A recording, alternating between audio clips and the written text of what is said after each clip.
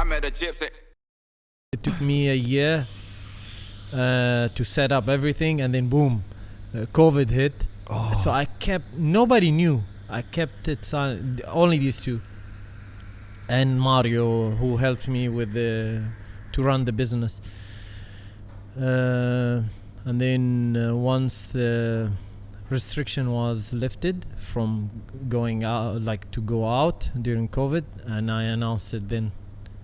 I say, okay, this is the place we have. Nobody knew.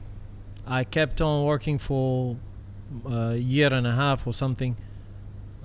And then I just announced it when we were allowed to go out, you know, and that was the best feeling for me, because I knew if I spoke about it, it will weaken your drive, you know. Yeah. So I just kept it to myself and just close circle people.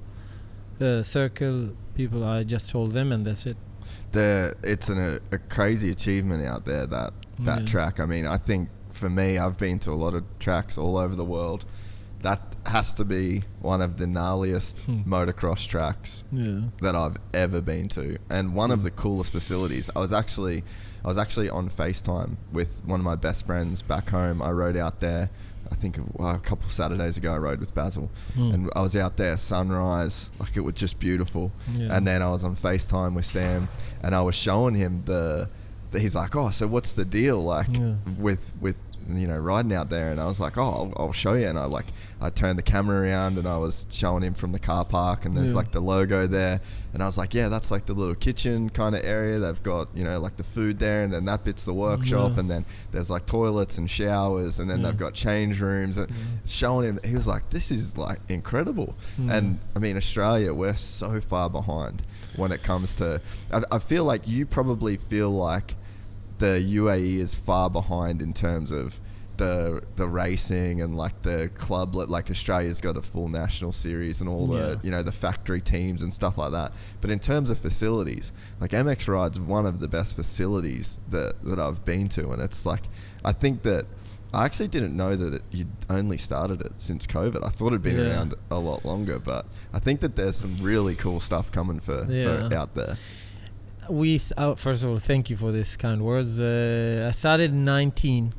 After I won the Baja World Cup 2018, I saw His Highness Sheikh Hamdan, Crown Prince of Dubai, and at that time I told him what dream I had, or what idea. Because it is a dream. Yeah, isn't for it? me. Like, that's a crazy vision to pull that off. Yeah, so I told him about the vision and my idea to have a place in the desert where people can experience the desert, but also it's like a motocross, and where you can train for motocross, Dakar, from motocross to Dakar. Yeah, you know, because you have the open desert there.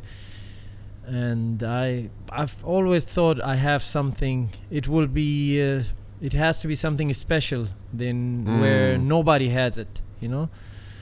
And he said, okay, how big is the land? And then I told him I need this much land, and boom, it happened. So 2019, I spent a lot of time developing the place. And then 2020 hit, COVID, lockdown. I was like, man, I don't know. At that time, nobody knew how long this nonsense will last, you know. And then for me, I thought maybe again I have to sell everything to survive. I don't know. And then when they lifted the restrictions, I was like, okay, now full gas.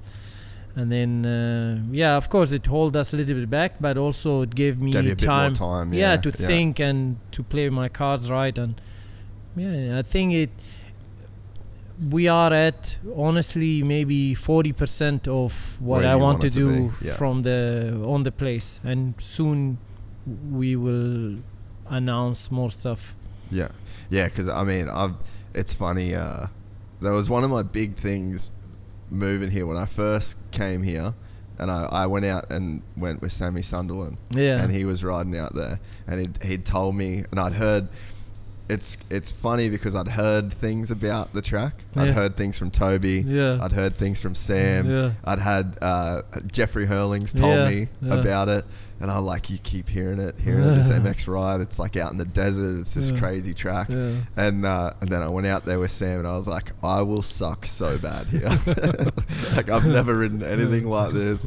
Like, this is gonna be gnarly. So that one of my things moving here, that place out there was like one of the things that helped me move here, because I was like, all right, I'm gonna figure out how to ride this track, and it is gonna kick my ass for months and months and months. So I'm just like, I bought my bike, I'm setting it up, and I'm like, I'm gonna learn how to ride that track.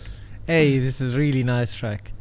Yeah, and what makes it nice is the wind changes all the drop-offs. Yeah. So every time you have a wind, it's different the following day. Sometimes during the same day is different. Yeah. So that keeps you. I think it's good thing you did. You got yourself a bike, and maybe we have to go ride together soon. Yeah, we still haven't got to ride together. Yeah, I want to do a desert ride too. There's so much stuff that excites me about being here over the next few years. Like I really would love to do like a Gypsy Tales tour, like people that listen to the podcast, to bring them over. I don't know how long we could do it, maybe like a 4 or 5 day trip where they fly in, we get like a cool hotel for people to stay at, we get people back and forwards every day, couple days on the motocross track, maybe one day like coaching with the academy, then a desert ride. I think people would lose their mind to come out here and just like see what is out here. You know, we have a hotel on the place as well there. I didn't know that. Yeah, there is like a small bungalow style. Yeah, I didn't know you that. can come and stay there and then ride from the place. Saturday I'm having a desert ride. You're more than welcome to join. All right. How far do you go on that thing?